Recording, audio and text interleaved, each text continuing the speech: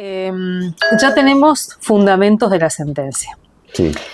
¿Qué aparece en esos fundamentos que puedan explicar la condena de Mónica Gurina y de Leandro Sánchez? Nada. Esos son lo que la Corte llama, no esta Corte, históricamente, argumentación aparente. Uh-huh. ¿Cómo se hace? Se pone todo lo que dijo el defensor, todo lo que dijo, toda la supuesta prueba, y allá y después perdido al final la decisión, que es la copia literal con alguna adaptación de lo que puso la fiscal. Simplemente que ellos respetan el derecho a la protesta constitucional, pero no se puede cortar una calle y el daño. O sea, vuelven a poner en el mismo nivel una cuestión alimentaria reconocida por el Estado, por eso se llegó a un acuerdo con el Código Penal que está allá abajo y que es un corte de ruta. En definitiva, arbitraria, no había forma, si lo hubiese traído a Zaffaroni y a Ferrajoli, esto ya estaba decidido, hubo un interés del Estado provincial en condenar, del Poder Ejecutivo. ¿Dónde se ve eso? No transmitieron por YouTube. Uh-huh. Acá vos ves que están transmitiendo un juicio común todos los días. ¿Por qué no transmitieron eso que era institucionalmente el más importante de varios años acá? No hay ninguno de ese nivel donde se discute un derecho fundamental en un tribunal penal o sea, encima unipersonal, con una jueza con el debido respeto de muy baja estopa académica, como somos en general todos, pero en particular con una historia triste, en el caso de Cristina Vázquez, y en otros casos ella interviene en tribunales penales y tiene la idea de las condenas perpetuas, ha condenado gente sin prueba, pertenece a la Asociación de Mujeres Juezas Argentinas, o sea, usan el discurso de género, pero en forma punitiva. La hermana es ministra del Superior Tribunal, así, ahí ya ves todo.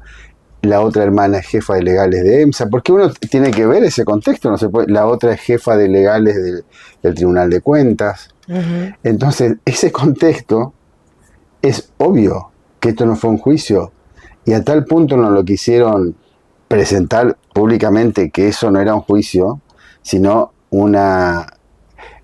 primero un mensaje para el resto de los maestros y de los que vayan a usar el derecho a protestar, más en estos genios, el derecho a peticionar, sino en particular a Mónica Gurina, especialmente, no recuerdo Leandro, porque ella dijo algo en su indagatoria y dijo públicamente dos cosas que para la provincia de este tiempo monárquica, similar al Paraguay de Stroessner de la década del 60, dijo en su indagatoria, y hay que recordar, nosotros fuimos frente a la casa del mayor ladrón de esta provincia, el ingeniero Carlos Eduardo Rovira, y lo repitió. Y públicamente dijo, fuimos nosotros. Uh-huh. Entonces, yo creo que eso también hizo algo irracional, que este juicio se haya suspendido y lo volvieron a poner, eso y no lo transmitieron porque es impresentable. Ahora, sí hay cosas que se animaron a escribir en la sentencia. Algunas, por ejemplo, valorando esto de querer endilgarle tanto a Mónica y a Leandro, pero particularmente a Mónica, uh-huh, la conducción o la dirección de esos hechos. Y lo escriben eso, hablan como referentes, pero además el agravante es que son secretario general y secretario general adjunto de una central, y lo dicen, lo toman como si eso fuera un agravante de un delito, además, ¿no? Yo no quiero, no sé cuál es el estándar de error de lo que voy a decir. En Mónica, porque es la más visible, es mujer. Y creo que hay un interés en condenarlo, especialmente a ella y bueno, a Leandro, pero especialmente a ella, y creo que tiene que ver con lo que hicieron cuando fueron a protestar frente a la casa de Rovira, creo que, porque no tiene ningún empacho en decir claramente lo que lo dijo en su indagatoria, no es que ocultó, en ese expediente lo dijo. Entonces, es posible que tanto la fiscal, que es una abogada, y la jueza, que nunca ejercieron la profesión libre, o sea, nunca conocieron lo que es el derecho laboral, más que estar ahí. La jueza, antes de ser jueza, fue empleada judicial, y después secretaria, y después toda su historia, no conozca nada de derecho laboral. Es posible, pero aún así uno sabe que si hay un acuerdo, porque leyéndolo, no es tan grande el expediente de un acuerdo donde están como secretarios generales, saben que los gremialistas representan a un colectivo, y más que estar repetido, porque ahí dijo Estela Genesini, esas eran decisiones asamblearias y ella pertenece a otro gremio de rango universitario. Y es más, ella dice, a mí me notificaron y le empezamos a levantar. Ella era autora también del corte, sin embargo, miraron para otro lado porque hubo, yo creo, cierta inquina con Mónica. Leandro quedó ahí, pero con Mónica. Y vos estuviste en el juicio. La acusación fiscal es lamentable porque son instituciones, hay que pensar que representa una institución de la provincia, que es el Ministerio Público, aunque acá pertenezca al Poder Judicial. Si uno pone públicamente la indagatoria de Mónica, no solamente la seguridad con lo que habla, y lo que dijo Marta Maffei ese mismo día, no pueden presentarse los funcionarios. Por eso, ¿y sabés por qué se oculta? Porque uno oculta lo que sabe o tiene dolo de que están condenando mal.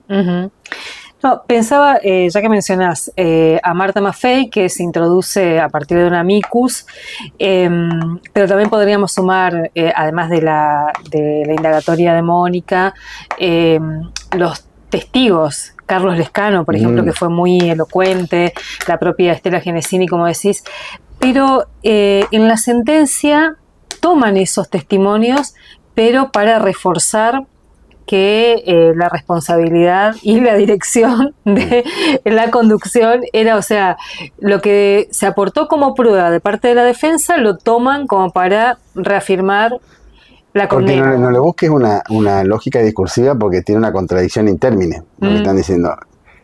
Porque primero dijeron, nosotros estuvimos ahí voluntariamente porque luchaban por una mejora salarial. Estuvimos ahí. Y decidíamos en la asamblea. Ellas eran voceros o referentes en el sentido de que, bueno, somos 50, ¿quién va a hablar? Vos vas a hablar, pero lo que decidimos transmite. El vocero, siempre, por ejemplo, en términos sencillos, no es el presidente. Claro. Si uno habla del vocero presidencial, más te guste o no, no es el presidente. Inclusive el locutor en los golpes de Estado, me acuerdo, Mentesana se llamaba el del 76, era una especie de vocero porque repetía lo que no era Videla ni... Bueno, esto es lo mismo, lo hacen porque ya tenían pensado condenarla a Mónica y a Leandro, pero creo que especialmente a Mónica, por eso es todo contradictorio. No le busquen una lógica, la lógica del poder local, omnímodo, hegemón que hay, que esto les dolió mucho. Otro dato, los policías, ninguno fue elevado a juicio. Ninguno. Uno puede decir, bueno, este tribunal es más lento, los otros jueces son un poco más vivos, lo dejaron morir ahí, pero también la jueza esta, que es hermana de la ministra, podría haber recibido y lo dejás de lado, si ya te pasó, lo puso, se suspendió y lo volvió a poner, eso no es accidental. Y que no se transmita cuando se le pidió hace 60 días a la presidenta del superior, pues nosotros le vamos un escrito pidiendo que esto era un acto democrático, hasta dónde llegaban las garantías en la provincia, este era un juicio republicano y democrático, que sea transmitido. No, y el día que se empezó, se le pregunta a María Laura, le dijo, no tenemos cámara. ¿Y cómo sigue? No, ahora se va a interponer recurso.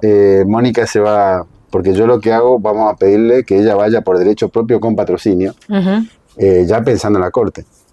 Entonces ella se notificará, creo que pasado mañana, y empiezan a correr los 5 días. La otra semana, lunes o martes, presentamos el recurso. Eso lo van a mandar al superior y tendremos noticia en el 2027, más o menos. Entre tanto no tiene ningún efecto, ellas pueden seguir haciendo, de hecho no tiene efecto eso. El tema es el mensaje que dejó. Sí. Y que por más que haya venido Marta Maffei y toda la gente que vino, no se pueda torcer, más allá que hay interés de la hegemonía, de que acá no hay división de poderes, de estas dos mujeres que hayan hecho esto con un desparpajo y con una rudimentariedad que da vergüenza. Sí. Porque son instituciones de la provincia y nosotros estamos como dentro del tercer mundo de lo que es Argentina, ¿no? Y estamos ahí y es vergonzoso.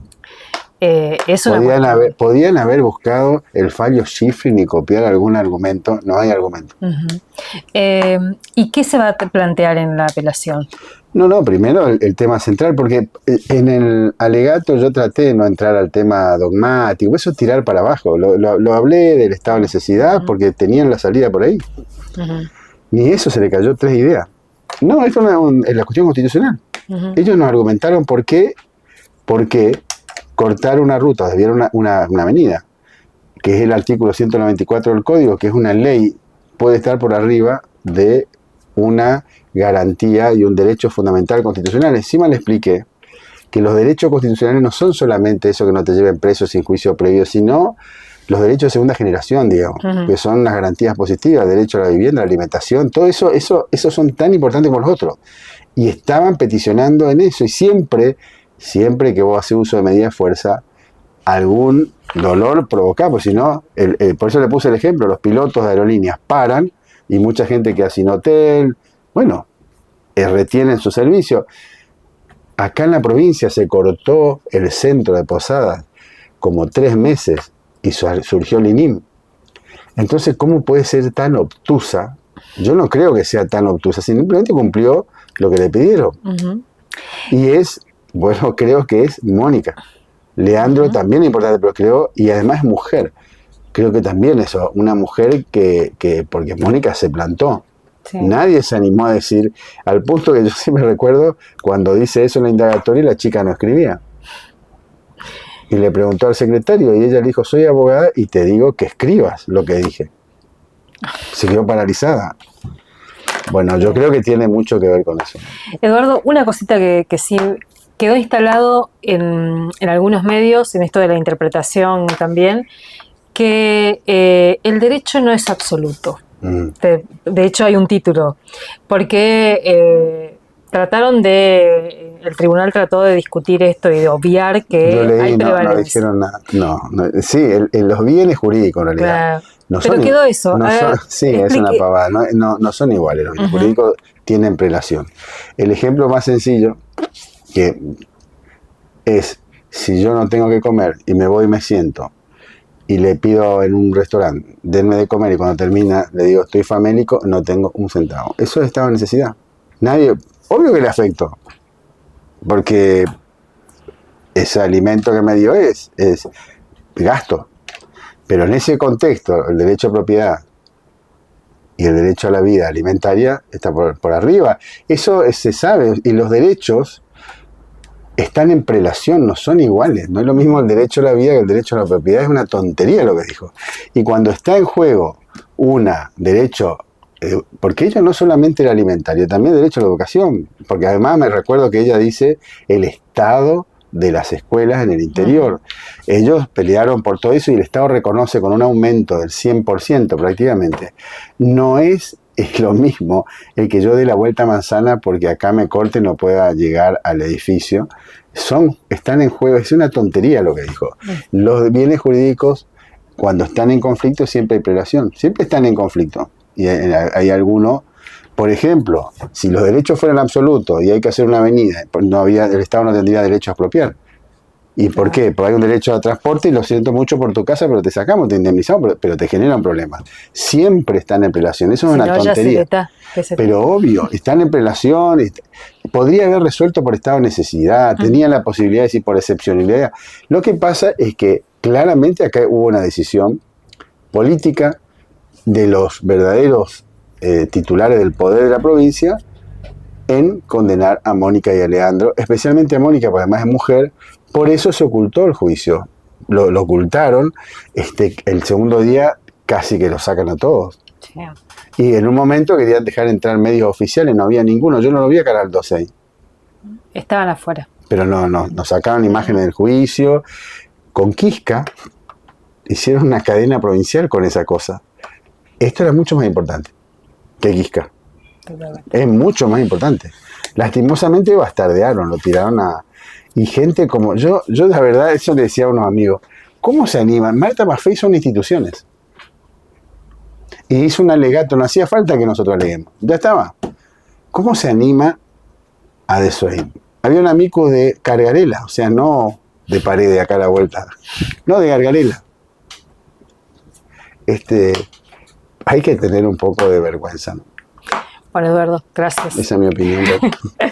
Listo.